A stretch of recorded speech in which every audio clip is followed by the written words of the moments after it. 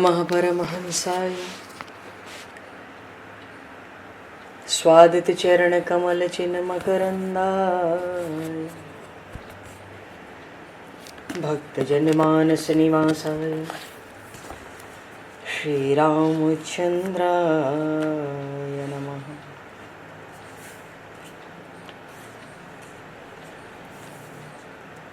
वंदे विदेहतनया पदपुंडरीकं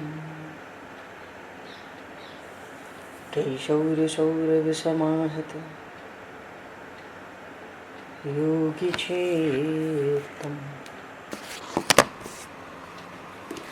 हन्तुं प्रतापमनिशं मुनिहंससेव्यं सन्मानशालिपरिपीत परागपुञ्जम्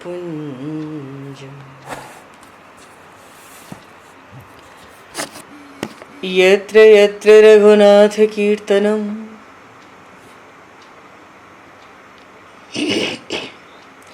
तत्र तत्र कृतमस्तकाञ्जलिं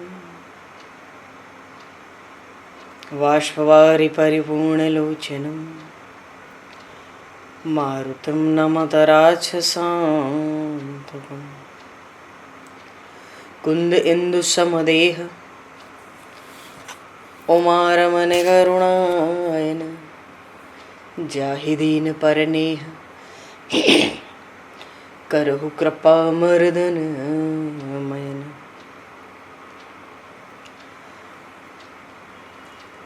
प्रहलाद नारद पराशर पुंडरीक व्यासे अम्बरीश शुक शौनक भीष्म दालभ्याम रुक्मांगद अर्जुन वशिष्ठ विभीषणादीन एतानहं परम भागवतान् नमामि।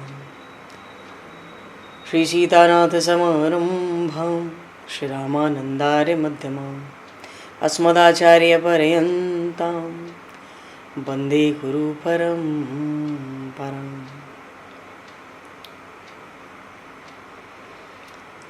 वर्णानामर्थसंज्ञानां रसानां छन्दसामपि मङ्गलानां च कर्तारो वन्दे वाणी विनायकौ।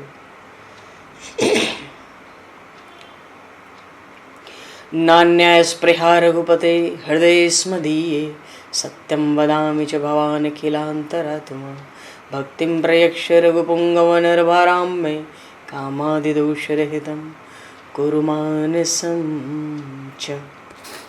भक्त भक्ति भगवंत गुरु चतुर्नाम वपु एक तिनके पद वंदन के नाशहि विघ्न अनेक। बंधु तुलसी के चरण जिनकी न्यो जग काज कल समुद्र घोरत लगो प्रगट्यो सप्त जहां। श्री गुरु चरण सरोज रज निज मन मुकुर सुधार वर्णो रघुवर विमल यश जोदायक फलचार। हरिशरण श्री राम जय राम जय जय राम श्री राम जय राम जय जय राम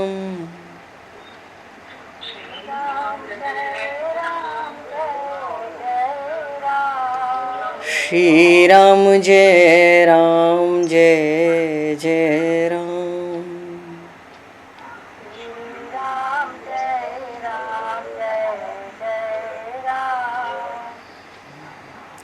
जय सिया राम जय जय हनुमान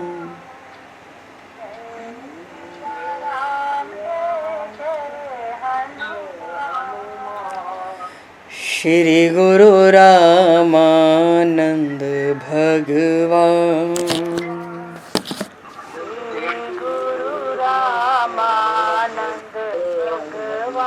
श्री गुरु रामानंद भगवान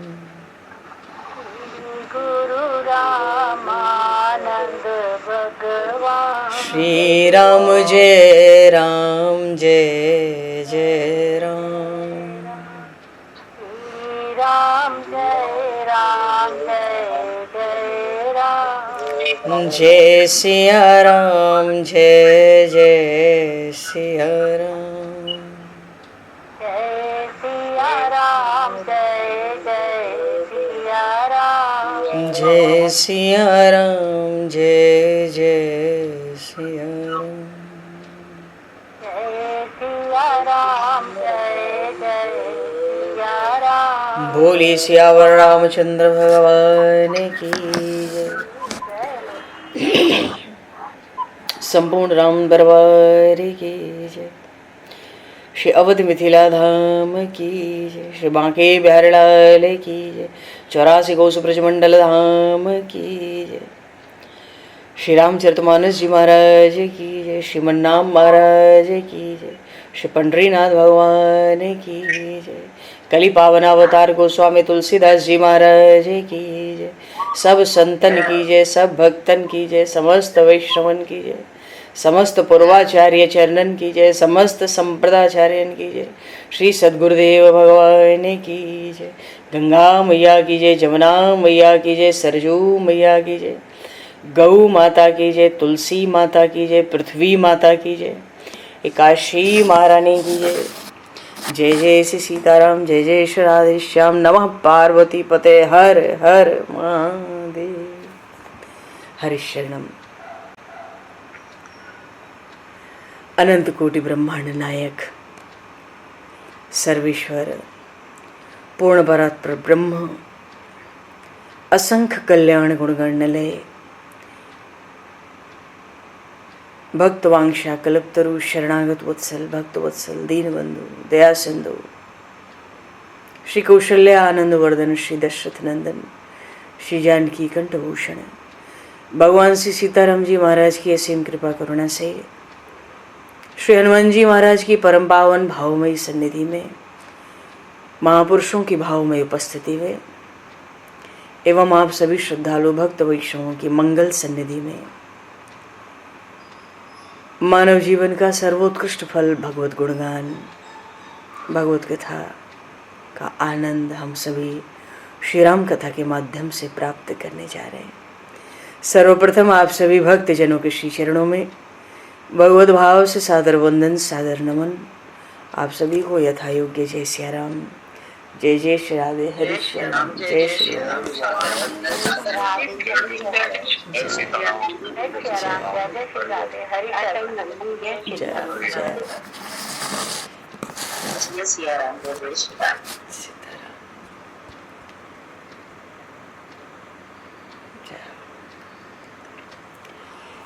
श्री रामचंद्र चरणों मनसा स्मरामि। श्री रामचंद्र चरणों वचसा गृणामि। श्री रामचंद्र चरणों सरसा नमामि। श्री रामचंद्र चरणों शरणं प्रपद्ये। माता रामो मत्पिता रामचंद्रः, स्वामी रामो मत्सखा रामचंद्रः, सर्वस्वं मे रामचंद्रो दयालुर, नान्यम जाने नैव जाने न जाने। मंगलम कौशलेन्द्रस्य महनीय गुणालये चक्रवर्ती तनुजाय सार्वभौमाय मंगलम। रामं रामानुजं सीतां भरतं भरतानुजं सुग्रीवं वायुसूनं च प्रणमामि पुनः पुनः। नमोस्तु रामाय सलक्ष्मणाय दिव्यै च तस्मै जनकात्मजाय।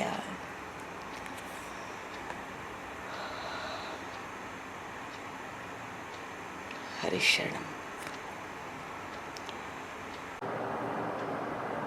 देवशयनी एकादशी के इस परम पावन पर्व पर सभी श्रद्धालु भक्तों प्रेमियों वैष्णवों को बहुत बहुत बधाई, बहुत बहुत शुभकामनाएं। आज के दिन भगवान श्री हरि शेषनाग की सैया पर 4 महीने के लिए, और अब की बार तो 5 महीना बड़ा मंगलमय अधिक मास बीच में है 18 जुलाई से। तो एक महीना चौमासे में, चातुर्मास व्रत में और बड़ा है।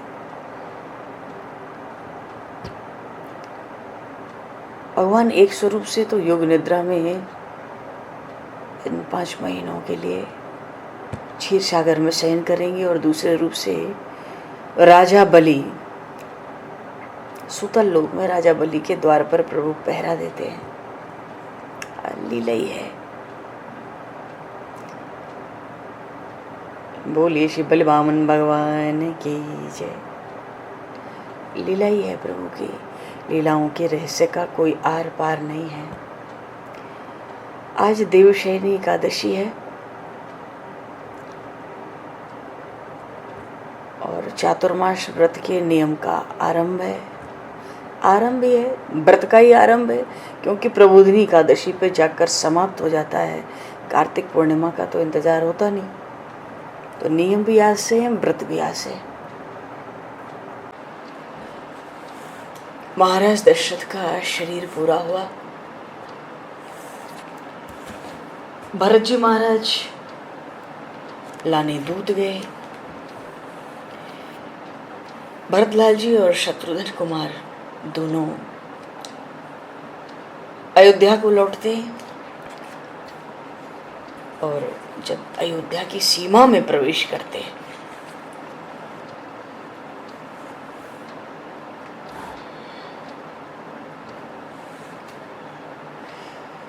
तो बड़ा भारी। गोस्वामी जी ने श्री रामचरितमानस में कहा, अग असगुन होई नगर पैठारा, रटहि कुभांति कुखेत करारा। खर सियार बोलहि प्रतिकूला, सुनि सुनि होई भरत मन सूला। श्रीहत सर सरिता बनबागा, नगर विशेष भयावन लागा। खग मृग हय गय जाहि न जोए, राम वियोग कुयोग बिगोए। नगर नारी नर निपट दुखारी, मनहु सबन सब संपत्ति हारी।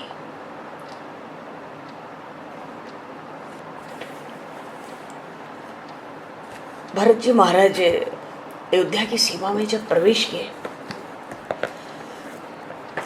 तो अयोध्या कैसी मालूम पड़ती है। अयोध्या में कहीं तनिक सा भी आनंद नहीं दिखता था। सब अयोध्या, समस्त अयोध्या वीरान जैसी लगती थी। बाजार सब बंद थे, लोग काले वस्त्र धारण किए हुए थे, और कितने ही लोगों के मन में तो भरत जी महाराज के लिए शंका भी उठ गई थी। तो कितने तो भरत जी महाराज की ओर नजर भी नहीं उठाते। भरत जी घबराए हैं कि अयोध्या ऐसी क्यों दिख रही है, क्या हो गया।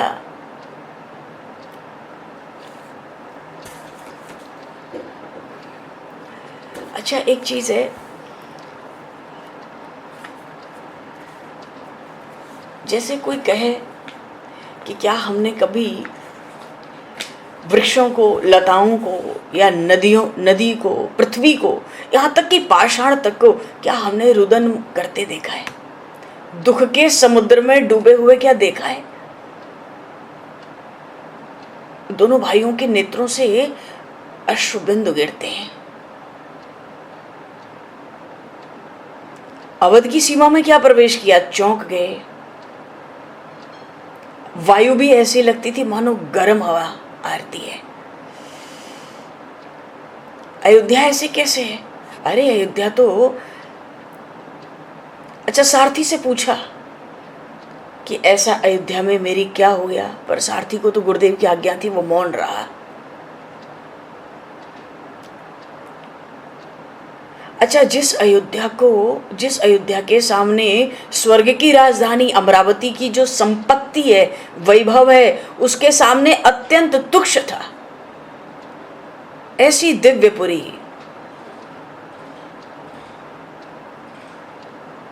को देखकर आज भरतलाल का हृदय बार बार हाहाकार करता है, पर कहीं कोई उत्तर नहीं मिल रहा है।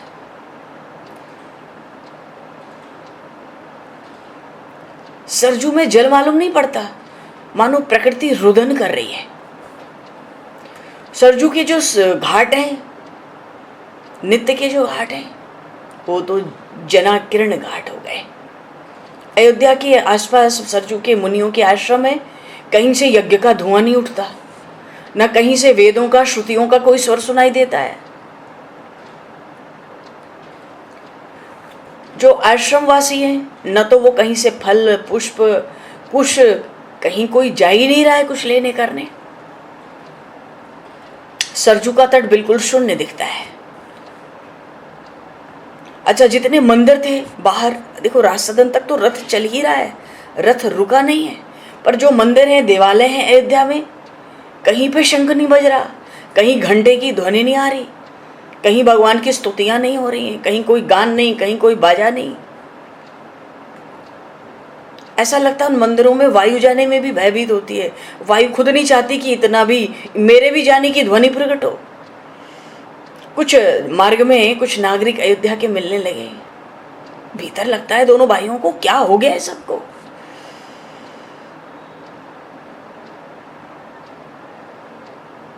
और कोई अवसर भी नहीं देता ना कि भरत जी महाराज कुछ कहें। लोग हाथ जोड़ते हैं, सिर झुकाते हैं और एक और चल देते हैं। मानो ऐसा लगता है आज भरत जी की ओर आने में भी किसी को भय भी होता है, लोग भयभीत भी हो रहे हैं। चलो, जैसे तैसे भरतलाल जी के रथ ने नगर द्वार की ओर प्रवेश किया। अयोध्या बिल्कुल उजड़ी हुई दिखती है।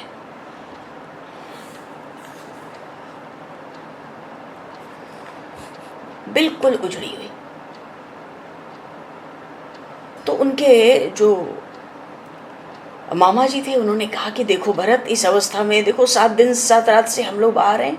अब महाराज आपके पिताजी का और अपनी बहन का दर्शन इस अवस्था में करूं उचित नहीं है। हम तो जो राजकीय अतिथिशाला है ना आपकी, मैं वहाँ रुक के स्नान करके फिर आता हूँ। अभी तो धूल धूसरित शरीर है, आप चाहो तो आप सीधे राज सदन को जाओ। भरत जी महाराज को पिताजी के दर्शन की बड़ी शीघ्रता थी भीतर, पर रथ पर से उन्होंने देख लिया कि राजसभा सुनी पड़ी है। राज द्वार पर अयोध्या के केवल प्रहरी खड़े हैं। तो जो सारथी था ना रथ का, वो सहज ही, अच्छा मार्ग में तो किसी से पूछ नहीं सके, न भरत जी से किसी ने कुशल पूछी। भरत कुशल पूछ न सकही, भय विषाद मन माही। इतना दुख, इतना भय है लोगों में। अयोध्या के जो हाट बाट बाजार मार्ग हैं वो देखे थोड़ी जाते। कभी अयोध्या ऐसी दिखी नहीं होश हवाश में, ऐसा लगता है चारों दिशाओं में दावाग्नि लगी हो। हाँ, उस समय जब माता कैकेयी ने सुना कि भरत आ रहे, बहुत हर्षित हो गई, आरती सजा ली, मानो आगे बढ़कर द्वार पर ही भरत का स्वागत करना चाहती हैं। तो राजद्वार की तरफ जब भरत जी पहुंचे, भरत दुखित परिवार निहारा, पर माता कैकेयी प्रसन्न दिखती है। भरत जी तो बड़े भारी सोच में हैं, ऐसी उजड़ी अयोध्या अभी तक कभी देखी नहीं थी।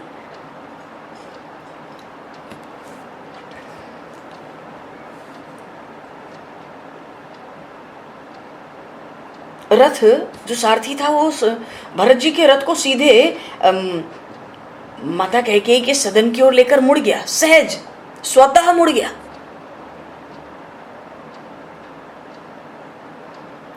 तो भरत जी ने सोचा कि राजसभा सुनसान दिखती है, तो निश्चित रूप से पिताश्री नहीं होंगे राजसभा में, और दिन के समय अगर राजसभा में नहीं है तो निश्चित रूप से माता कैकेयी के ही महल में होंगे। तो ये सहज बात थी।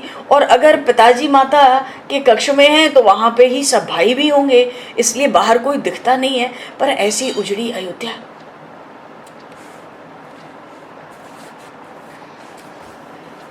तो बड़ा अच्छा देखकर तो लगता था कि कोई बड़ा भारी अनिष्ट हुआ है। न किसी दरवाजे पे कोई तोरण था बंधनवार, न कोई मंगल का कलश, न कहीं दीपक, न कोई रंगोली, न कहीं मंगल गीत के स्वर आ रहे थे जो थोड़ी सांत्वना भी देते। और जो पल्लव का तोरण बंधनवार लगा था वो तो मुरझा गए थे। जो पुष्पों की मालाएं लगी रहती थी श्रृंगार के लिए, साज सज्जा के लिए द्वारों पर लोगों के, वो भी सूख गए थे फूल। ऐसा लग रहा था कई दिनों से किसी ने बदला ही नहीं। पक्षी भी बहुत कम दिखते थे और जो थे वो बड़ी कर्कश ध्वनि करते थे। और जो बैल हैं, गाय हैं, ये तो ऐसे दिखते थे भरत जी को जैसे ये अपने नेत्रों से अश्रु गिराते हैं। जो जहां है वहीं शिथिल हुआ पड़ा हुआ है। अच्छा, कुछ मित्र भी मिले मार्ग में, तो उम्मीद हुई कि मित्र आ रहे हैं तो दौड़ के मिलेंगे हमारे पास, हम बहुत दिन बाद अयोध्या लौटे। पर उनके चेहरे भी बिल्कुल कांतिहीन, किसी को देखकर उत्साह नहीं आया। हाथ जोड़ा, मस्तक झुकाया और शीघ्रता से निकल लिए। जैसे लगता है ना, अरे कहीं बातचीत न हो जाए, कुछ बात न करनी पड़े। जो राजभवन के सेवक थे उनका भी व्यवहार बड़ा असामान्य था। अभिवादन तो करते, चुपचाप बगल से चल देते, आगे बढ़ जाते। ऐसा लगता जैसे विवश होकर स्वागत और प्रणाम और सिर झुका रहे। भरत जी के, शत्रुघ्न कुमार के आश्चर्य की सीमा नहीं है। उनके आगमन से किसी के भी मुख पर उल्लास दिखा ही नहीं अभी तक। किसी ने अभी तक स्वागत नहीं किया। जहां नित्य ही इतना उत्सव, आनंद, मंगल होता था, चारों राजकुमारों के दर्शन से किसी ने कुशल तक नहीं पूछी। कुशल पूछना भी तो शिष्टता है, उतनी शिष्टता भी किसी ने नहीं की।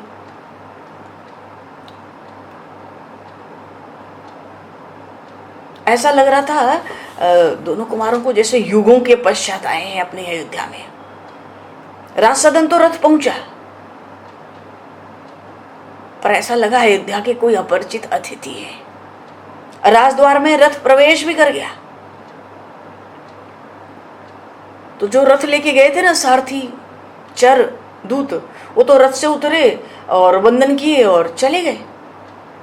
वो दोनों कुमारों के साथ भवन के भीतर भी नहीं गए, क्योंकि पता तो था कि भवन, ये रथ तो सीधा माता कैकेयी के भवन में जाएगा, कोई उधर जाना नहीं चाहता।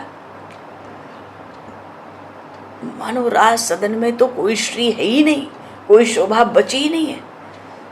द्वार पे जो रक्षक हैं बस मस्तक झुका लेते हैं, रास्ता दे देते हैं, इधर से जाओ। तो ऐसा हो गया कि भरत जी महाराज किसी से पूछ कुछ पा ही नहीं रहे, कोई शब्द बोलने का भी अवसर नहीं मिल रहा है।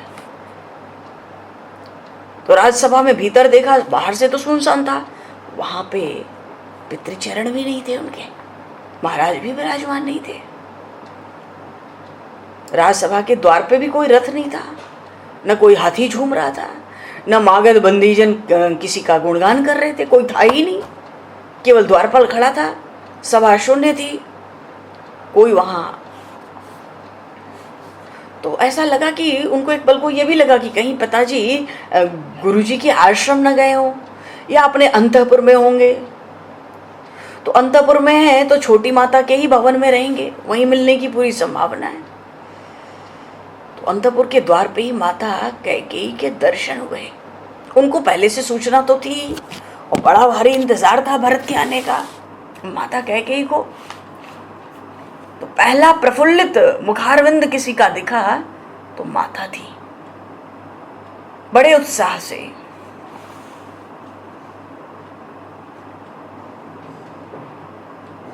आरती की थाल भी सजा रखी है। इतनी हर्षित हुई, मानो सब कुछ हाथ लग गया। लेकिन देखा कि भरत इतनी सोच में है, शत्रुघ्न कुमार की ओर तो ज्यादा ध्यान ही नहीं दिया माता ने। भरत इतनी भारी सोच में, इतनी चिंता में दिख रहे। माता कहती है, माता कहती है, आ गए अयोध्या की अधीश्वर। मुख पर नहीं कहा, भरत जी के भीतर। उनकी मंत्रा तो रोज मीठी मीठी बातें करती थी, रोज भरत जी महाराज की प्रतीक्षा होती थी, और जब महाराज दशरथ का शरीर पूरा हुआ तो विशेष प्रतीक्षा होती थी। तो भरत जी के आगमन की उतावली तो थी ही। वो तो पहले से ही राजभवन के ऊपर के स्थान पर जा जाके देखती, रथ कब आएगा, रथ कब आएगा। भरत से बड़ी आशा थी उसको, भरत बड़ा सत्कार करेंगे, भरत को राज्य दिलाया है अयोध्या का, जिसके आगे स्वर्ग की अमरावती राजधानी कुछ भी नहीं है, तुक्ष।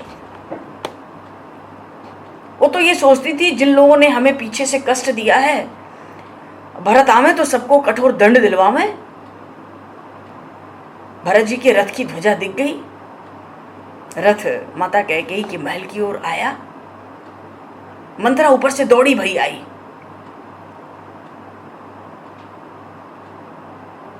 मंथरा तो समाचार देख के श्रृंगार करने भग गई। आभूषण की बड़ी प्रेमी थी वो शुरू से,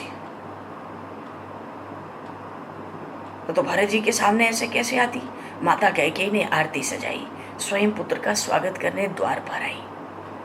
उन्होंने भरत और शत्रुघ्न की आरती उतारी, दोनों को तिलक किया और दोनों ने उनके चरणों की वंदना की। भरत को उठाकर माता ने हृदय से लगाया और अपने भवन के भीतर लाई। और भीतर लाकर पूछती है कि मुंह इतना सूखा हुआ है, सुत ही ससोच देख मन मारे, पूछत नहीं है कुशल हमारे। भरत ऐसी क्या भारी चिंता है तुम्हारे मुख पर, हमारे नैहर में पिताजी के यहाँ सब सकुशल तो है। तो सकल कुशल कही भरत सुनाई।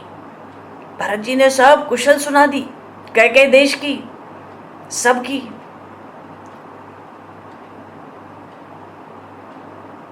अच्छा, माता कैकेयी के मन में तो बात यह है कि मेरा पुत्र भरत अब सम्राट है, और शत्रुघ्न कुमार पे तो ध्यान ही नहीं दिया। मानो उनको ऐसा लगता है ये शत्रुघ्न तो अब हमारी सेवा करे, हमारे भरत की सेवा करे। भरत जी से ही बात करती है कि तुम तो ऐसे हो रहे हो जैसे धूल में स्नान करके आए हो, मेरे पिताजी के घर में सब कुशल तो है। भरत जी कहते वहां माता सब आनंद है, मामा जी साथ आए हैं, अतिथिशाला में स्नान करके आ जाएंगे। अच्छा, भरत जी इतने व्यथित थे, मार्ग में आते आते ही वो इतना भी ध्यान नहीं दे पाए कि माँ के हाथों में तो चूड़ियां नहीं है, भाल पर सौभाग्य का बिंदु तक नहीं है, श्वेत तो वस्त्र धारण की हुई है। भरत जी का हृदय तो व्याकुल था ऐसी उजड़ी अयोध्या को देखकर।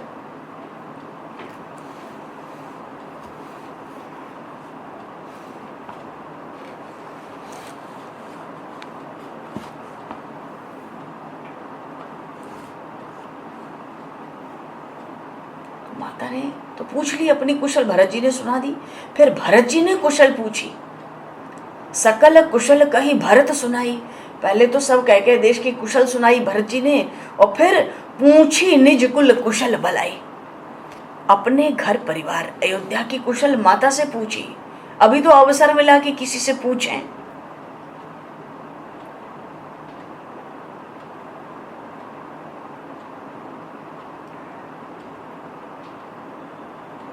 भरत जी तो माता से कहते हैं मैं अयोध्या के राज सदन को इतना श्रीहीन क्यों देखता हूं, पितृ चरण कहाँ है, वो राजसभा में इस समय क्यों नहीं पधारे, मैं शीघ्र उनके चरण की वंदना करना चाहता हूं। कहो कहाँ तात कहाँ सब माता, कहाँ सिय राम लखन प्रिय भ्राता।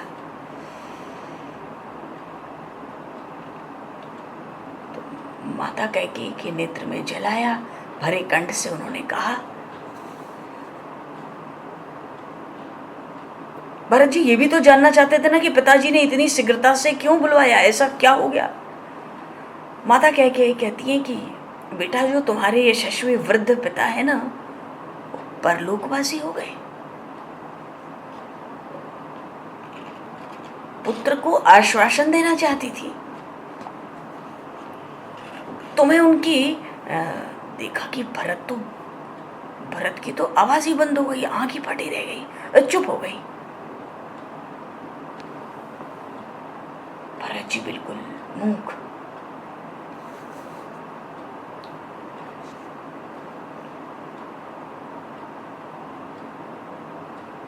पितृचरण दिव्य धाम में कुमार शत्रुघ्न जो थे ना, वो पहले क्रंदन कर उठे, दोनों हाथों पर मस्तक रख लिया, नेत्रों से अश्रुबिंदु प्रवाहित होने लगे। भरत जी को मानो कुछ सुनाई नहीं पड़ रहा है ठीक से। तो जब शत्रुघ्न कुमार ने करुण क्रंदन किया तो भरत जी, पिताजी, हाय पिताजी, हाय पिताजी। भरत शत्रुघ्न दोनों रुदन करते हुए भूमि पर गिर पड़े।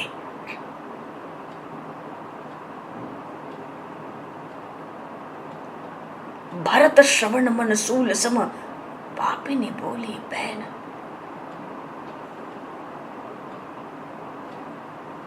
माता कह के ही कहती है, अच्छा कहती है बड़ा स्नेह दिखाकर, पर ये विचार नहीं होता कि ये शब्द भरत को तो सूल से भी अधिक चुभ रहे हैं, चुभने वाले हैं। उन्होंने तो सहज ही कहना आरंभ कर दिया, भरत जी को कुछ कहने की आवश्यकता नहीं पड़ी। उनको तो लगता है कि हाय, मुझे मेरे महान अग्रज के हाथों में सौंपे बिना आप परलोक चले गए। मैं तो सोचता था कि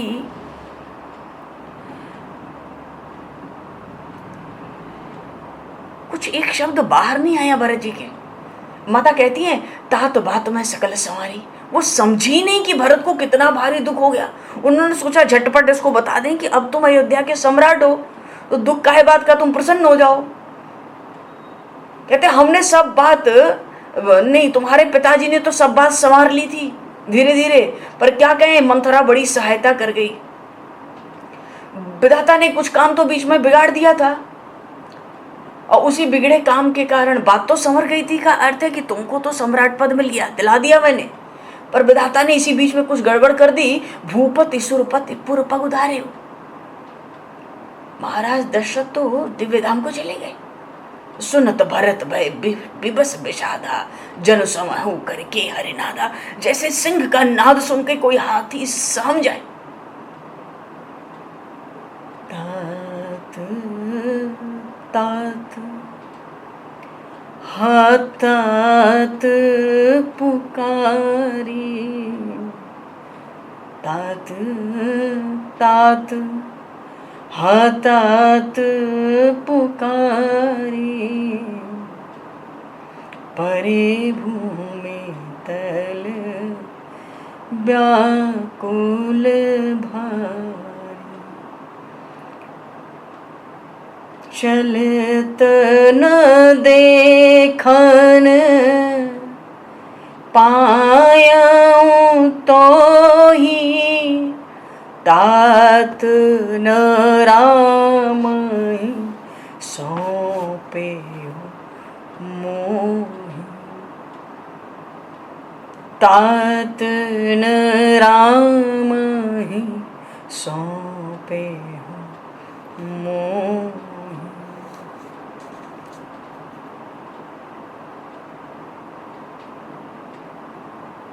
बहुर धीर धरि उठे संभारी, कह पितु मरन हेतु महतारी।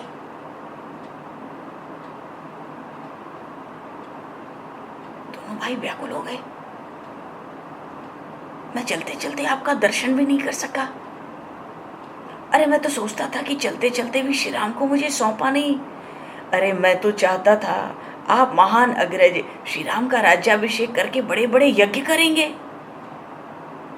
माता कैकेयी को कुछ पता ही नहीं चलती भरत जी के हृदय की गति। वो तो मूक बने पड़े हैं। वो तो कहती है, पुत्र देखो दुख करने का समय नहीं है। समझाने की चेष्टा की भरत जी को, तुम्हें कर्तव्य का पालन करना है, दान धर्म करना है। पिताजी का देहांत कैसे हुआ, क्या हो गया था उनको। माता अपनी बात करती है, भरत जी अपनी बात कहते हैं। कहा पितु मरण हेतु महतारी। पिताजी की मृत्यु का कारण तो बताओ। माता कह के उपदेश कर रही है, भरत जी के कान में कुछ सुनाई नहीं पड़ता। माता शरीर पूरा होते समय पिताजी ने क्या कहा था, और मैं जिनका दास हूं, जो मेरे महान अग्रज, मेरे भाई, पिता, बंधु, सर्वस्व हैं, वे श्री राम का है, और वही अब मेरे पिता है। उनके श्री चरण ही मेरे सर्वस्व है। माता कह के कहती है, हा सीताराम, हा लक्ष्मण, कहते हुए तुम्हारे पिता ने देह त्याग कर दिया। बड़े धीरे से कहा, बड़ी सावधानी से कहा। सुनि सुत बचन कहत कैकेयी, मर्म 5 जन माहुर देई, आदि हुते सब आपन करनी, कुटिल कठोर मुदित मन बरनी, भरत ही बिसरे पितु मरन, सुनत राम बन गौन, हेतु अपन पहु जान जिय, थकित रहे धरि मौन। लक्ष्मण जी को, भरत जी को आश्चर्य हुआ, हा सीताराम, हा लक्ष्मण, क्यों उस समय वे अयोध्या में नहीं थे? अब भरत जी ने मस्तक झुकाकर माता की ओर देखा, वे कहाँ गए, अब कहाँ हैं?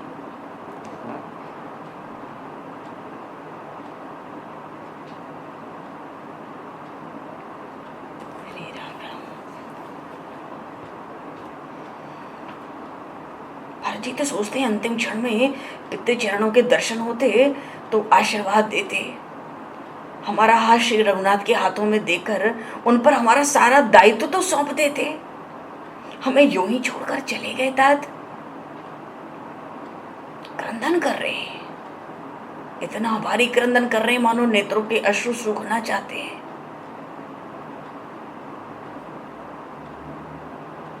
कुछ कहने सुनने की मानो शक्ति नहीं बच रही है, मूर्छित प्राय हो रहे हैं। मेरे महान अग्रज कहाँ है? माता वो दिखाई नहीं देते, कहाँ है वो? माता कहती है, महाराज ने राम को 14 वर्ष के लिए उदासीन तापस वृत्ति से रहते हुए वन में रहने की आज्ञा दे दी। और बड़े शांत स्वर से कहती है, सीता और लक्ष्मण भी राम के साथ चले गए।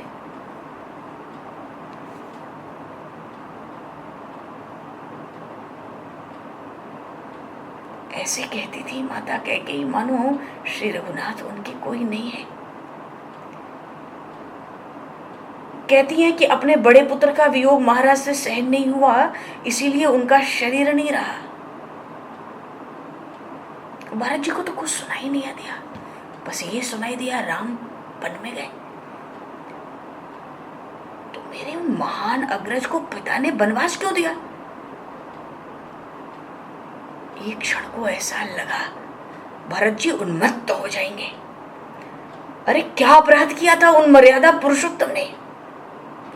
उन्होंने किसी प्रजाजन को त्रस्त किया, किसी ऋषि मुनि का अपमान किया, किसी का स्वत्व हरण कर लिया, किसी निरपराध का वध किया, किसी नारी के प्रति विकार आया उनमें, क्या त्रुटि हुई उनमें? बेटा भरत, माता थोड़ी सी सहमी, बेटा भरत, रामभद्र ने कोई अपराध नहीं किया था। अब रामभद्र का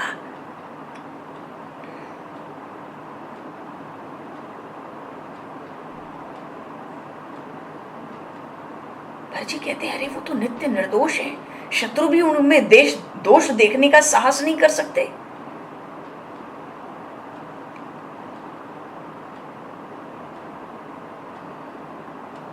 अब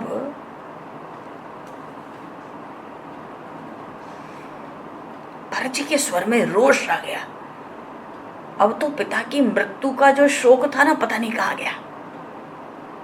उनको एक पल को पिता पर क्रोध आया।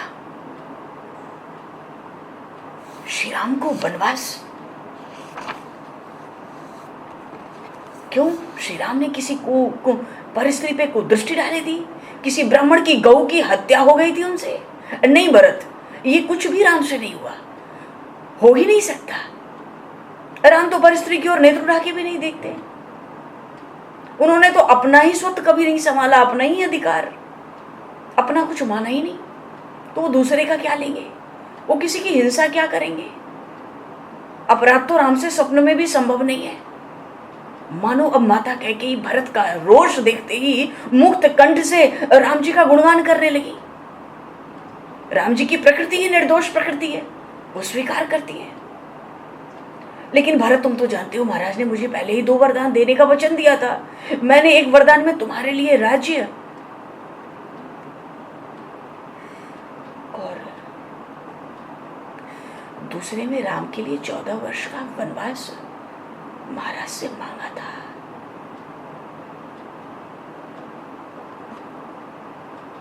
भरत ही बिसरहु पितु मरन, सुनत राम बन गौन, हेतु अपन पहु जान जिय, थकित रहे धरी मौन। अब वो क्रोध मानो शांत हो गया भरत जी का। भरत जी को ऐसा लगा मुझे तो क्रोध करने का ही अधिकार नहीं है, मेरे लिए राज्य, इसलिए राम को वनवास, 14 वर्ष का वनवास। माता कैकेयी से कहते हैं ये क्यों नहीं कहती कि बिना मांगे पति की हत्या मांगी थी मैंने। अचानक फिर से भरत जी के नेत्रों में मानो अंगार उबल रहे हैं। वो कहते हैं तूने भरत को ही क्यों छोड़ दिया, इसके भी वध का वरदान मांगती। तू मानवी तो नहीं है, तू दानवी है, तू दैत्य है, तू पिशाचिनी कौन है, सच सच बता। अरे चर अचर के प्राण, जो चर अचर के प्राण प्रिय हैं, वो श्री राम तुझे अप्रिय लगे। माता कैकेयी कहती है देख भरत, मुझे जो हो सो हो, किंतु अब तुम तो अयोध्या के अधिपति हो। थोड़ा साहस किया कि क्रोध से, बेटे के क्रोध दिखाने से भयभीत होंगी तो काम बनेगा नहीं। थोड़ा साहस करके कहती है पिता की अंत्येष्टि क्रिया करनी है तुम्हें।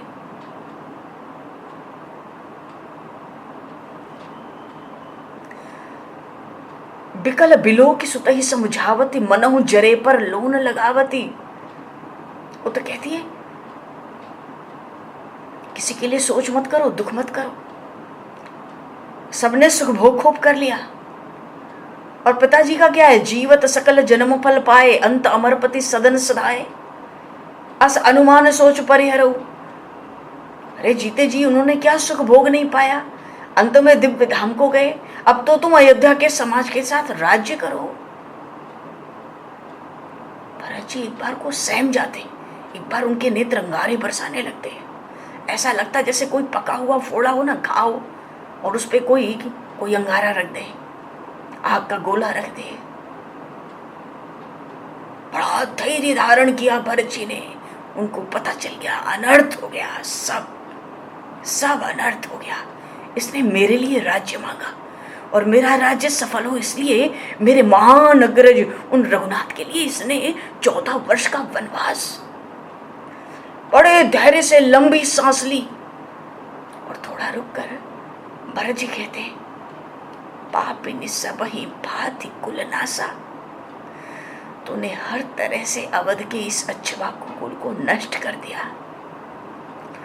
जो तेरे मन में मुझे राजा बनाने की कैसी कोई कुरुचि थी, तो मुझे जन्मते ही तूने क्यों नहीं मार दिया। अरे तूने पत्ते को सींचने के लिए पेड़ काट दिया। पत्ते की सिंचाई तो पेड़ के जड़ में जल देकर ही होती है, तो पत्ते को सींचने के लिए पेड़ की जड़ काट दी। मछली के जीने के लिए जो जल था उसको तूने बाहर निकाल दिया।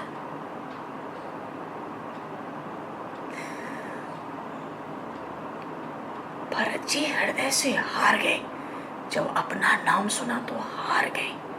मेरे लिए राज्य, इसलिए उन रघुनाथ के लिए वनवास मांगा। तो कहते हैं निर्लज्ज, तुझे राजमाता बनना है। भरत ने दोनों कान बंद कर लिए। मेरी मां तो कौशल्या रही, उन तपस्वी ने सदा ही तुझे बहन के समान स्नेह किया। सुन कैकेयी, तू अब मां कहने योग्य नहीं, अब तू मेरी माता नहीं। मैं तुझे सफल काम नहीं होने दूंगा। भरत की तू कोई नहीं, तुझे जीवन भर रोना पड़ेगा। मरने पर भी तुझ पति के हत्यारिणी को नरक प्राप्त होगा। मेरे इस रघुवंश में सदा से ही रीत चली आई, जो अग्रज है उसको राज्य मिलता है। तुझे दुख लगा, तेरे अंदर कपट था, छल था। मैं तो वन में जाकर अपने स्वामी उन महान अग्रज को चरण पकड़ के लौटा लाऊंगा। तो क्या समझती है?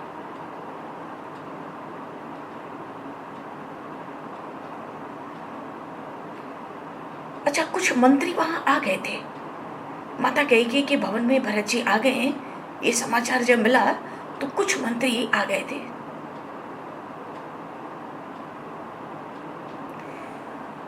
किसी ने पीछे से भरत जी से कहा कि आपकी माता के वरदान ने ही आपके जीवन को शापित कर दिया, नष्ट कर दिया।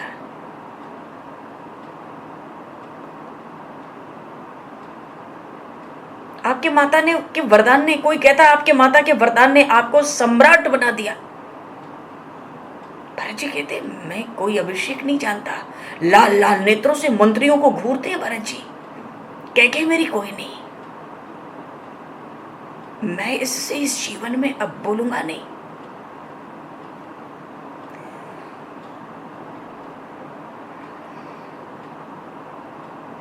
जो पिताजी की गति हुई वही गति हम सबकी होगी। शत्रुघ्न कुमार तो रोते रोते मूर्छित होके गिरे थे, भरत जी ने उठाया। उनको समझ नहीं आता कि लक्ष्मण जी, शत्रुघ्न कुमार सोचते हैं कि अरे मेरे बड़े भाई लक्ष्मण जी अयोध्या में थे और उनके रहते राम वनवास।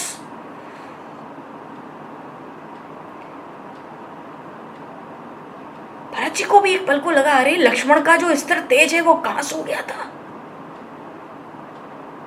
शत्रुघ्न कुमार तो सोचते अरे उन्होंने पिताजी को बंदी बनाकर श्री राम को सिंहासन पर क्यों नहीं बैठा दिया। तो मंत्रियों ने बताया वो ऐसा करने ही वाले थे, वो तो उद्यत थे, पर श्री राम ने सबको अपनी शपथ देकर रोक दिया, क्योंकि माता पिता की आज्ञा का उल्लंघन उन कमल लोचन श्री राम को असहनीय था। ऐसे सद्गुण के धाम श्री राम को तेरी माता ने अयोध्या से निर्वासित किया। शत्रुघ्न कुमार ने माता कैकेयी की ओर देखकर दांत पीसे, क्रोध से उनका शरीर कांप रहा था। और इसी बीच में भरत जी ने तो माता को बहुत धिक्कारा।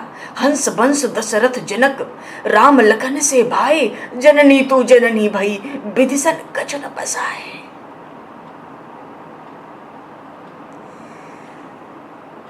कहां तो सूर्यवंश, कहां तो सूर्यवंश में तू आई, कहां महाराज दशरथ तेरे स्वामी हुए, राम लक्ष्मण से तेरे पुत्र कहलाए, पर हे जननी तू तो जननी भई, मानो तू अपनी माता के समान हुई। मानो किसी बात की जिद कर ली तो कर ली और उसको पूरा करके मानी, भले हाथ कुछ ना लगे, विधि सन कछ न बसाए। हृदय से हार गए। क्यों? प्रभु श्री राम तो धर्म धुरंधर है, धर्म धुरंधम धर्म गति जानी। वो एक बार वन में जा चुके हैं, भरत जी डर तो चुके ही हैं और पिता की आज्ञा से गए हैं, इस माता की आज्ञा से गए हैं। भरत जी ने माता को फिर से धिक्कारते हुए कहा, जब तय कुमति कुमत जिये ठहूं, खंड खंड हुई हृदय न गयो। तेरे मन में जब से ऐसी गलत बात आई, तेरा हृदय टुकड़े टुकड़े नहीं हो गया? वर मांगत मन भई नहीं पीरा। ऐसे वरदान मांगते समय तेरे मन में कोई पीड़ा नहीं हुई? तो रघुनाथ जी के लिए, ऐसे समस्त सद्गुणों के धाम उन श्री रघुनाथ के लिए तूने वनवास मांगा। गरी न जिये मुंह परे न कीरा, तेरी जीभ कट के गिर नहीं गई, तेरे मुंह में कीड़े नहीं पड़े। भरत जी हाय हाय करने लगे। वो तो कहते थे राजा ने तुझ पर विश्वास क्यों किया? क्या करें, मृत्यु काल में विधाता ने उनकी बुद्धि जो हर ली, क्योंकि विधाता भी स्त्री के हृदय की गति को जान नहीं सकता। सकल कपट अग गुण खानी। मेरे पिताश्री तो सरल सुशील धर्मरत राहु, और सो की भी जाने तिये स्वभाव। तेरा स्वभाव क्या जाने? अरे वो तो बड़े सरल, बड़े सुशील, बड़े धर्म से रत। अरे ये बता अस को जीव जंतु जग माही, जेहि रघुनाथ प्राण प्रिय नाही। भेयति अहित राम तेऊ तो ही को तू हसी सत्य कहु मोहि जो हसी सो हसी मुँह से लाई आँखी ओट बैठे उठ बैठे जाए।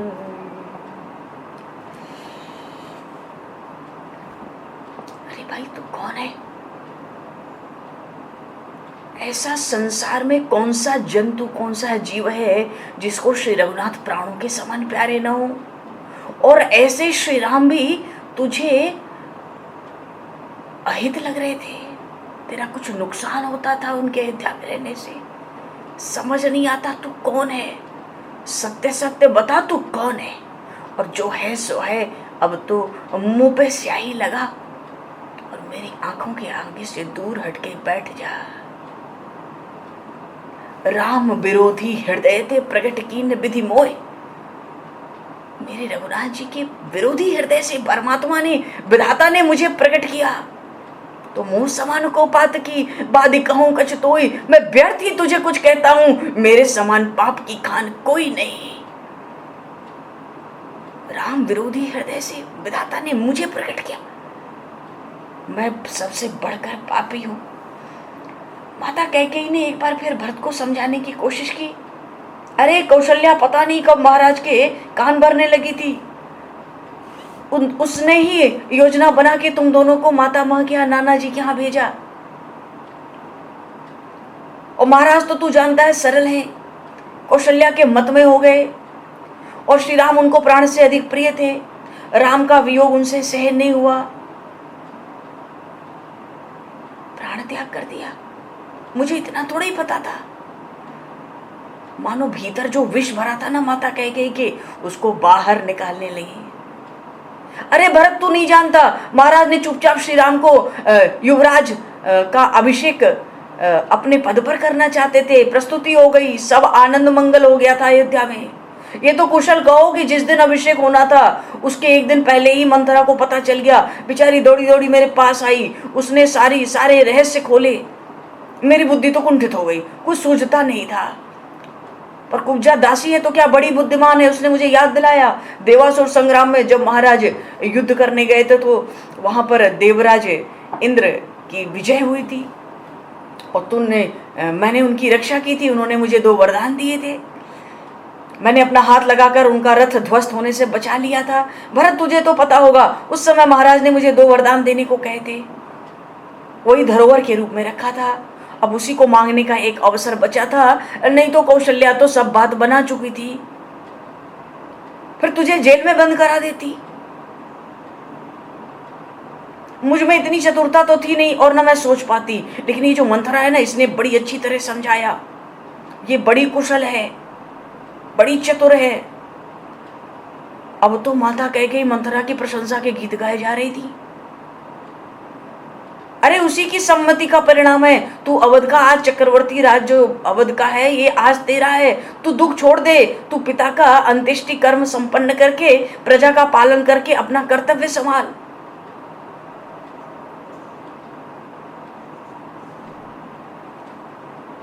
बड़े रुष्ट, बड़े क्रोध के स्वर में, भरत जी महाराज का क्रोध का स्वर किसी ने जीवन में नहीं सुना होगा। अयोध्या में कहीं भरत चरित्र में नहीं होगा।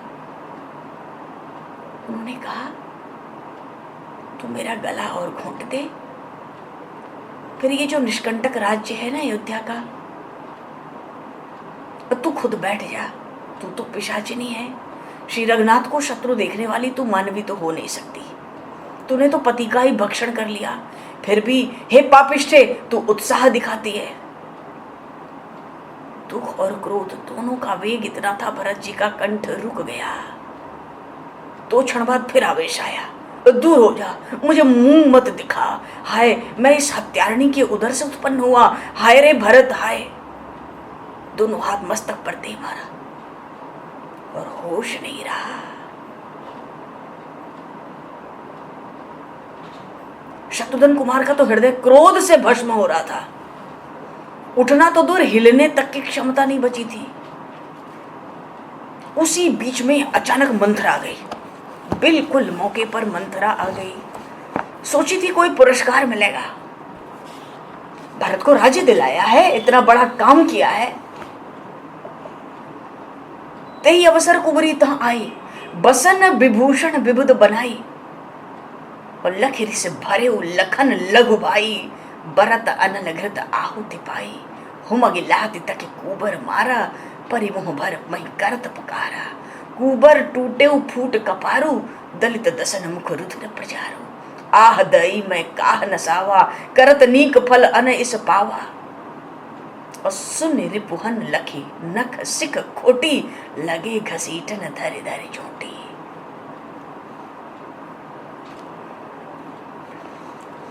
मुस्कुराती हुई आई, श्रृंगार से लदी हुई आभूषणों से। एक मंत्री ने संकेत कर दिया, यही सब अनर्थों की मूल है। शत्रुघ्न कुमार ने पूरी शक्ति से एक लात उसके कुबड़ पर मारी। कुब्जा मल के मुख के बल गिर पड़ी। मुंह के बल गिरी तो दांत टूट गए। सिर से, उसके मुख से रक्त की धारा निकलने लगी। उठकर भागी। क्यों? उसने शत्रुघ्न कुमार को तलवार खींचते तक देख लिया था।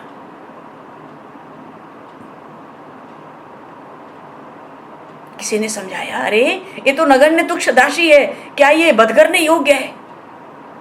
भरत जी तो क्रोध करके दांत पीसकर माता कैकेयी की ओर देखते हैं।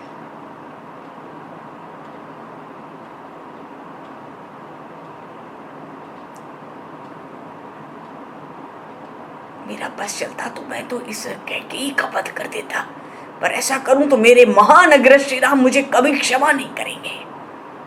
इतने में मंथरा चीखने लगी, बचाओ, मेरी रक्षा करो, महारानी मैं आपकी शरण में हूं।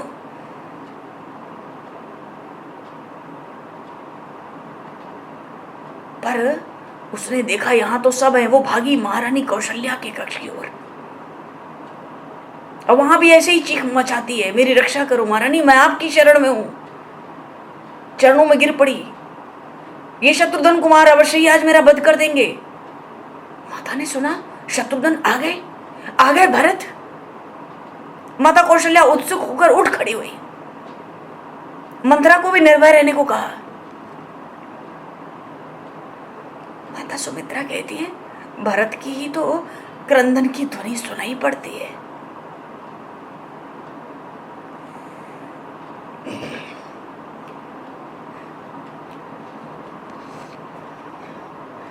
भरत दया निधि दीन चढ़ाई, कौशल्या पही गए दो भाई। मलन बसन विवरण विकल कृष शरीर दुख भार, कनक कलप बर भेली बन मानव हानि तुसार। भरत ही देखी माते उठ धाई, मूर्छित अवनि परी छई आई। देखत भरत विकल भय भारी, परे चरण तन दशा बिसारी। मात तात कहाँ देहि दिखाई, कहाँ सिय राम लखन दो भाई।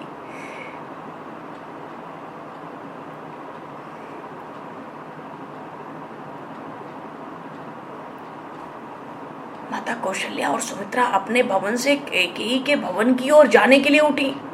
उसी समय भरत और शत्रुघ्न कुमार ने माता कौशल्या के भवन में प्रवेश किया। उसी समय और दोनों कुमार माता के चरणों पर गिर पड़े। माता कौशल्या ने दोनों को अंक में समेट लिया। बड़ी भारी भीड़ है माता कौशल्या के राजभवन में।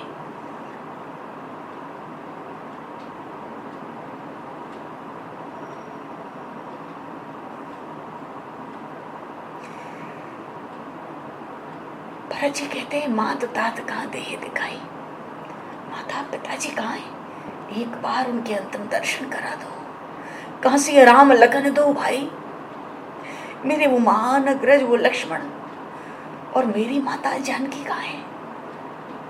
पता तो देखो सब है। तुरंत भरत जी कहते हैं, कैकेयी कत जन्मी जग माजा, और जो जन्मी तब भई काहे न बाजा। कुल कलंक जही जन्मे मोही, अपजस भाजन प्रियजन द्रोही। को त्रिभुवन मोहि सरस अभागी, गति यस तोर माँ तुझे लागी। पितु सुर पर बन रघुबर केतु, मैं केवल सब अनरथ हेतु, धिग मोहि भयउ बेनु बन आगी, दुसह दाह दुख दूषण भागी।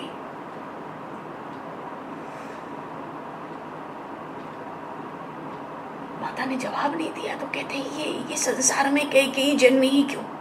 कैकेयी का और जन्मी तो ये बाज क्यों नहीं हुई? इसने कुल कलंक मुझ भरत को क्यों जन्म दिया?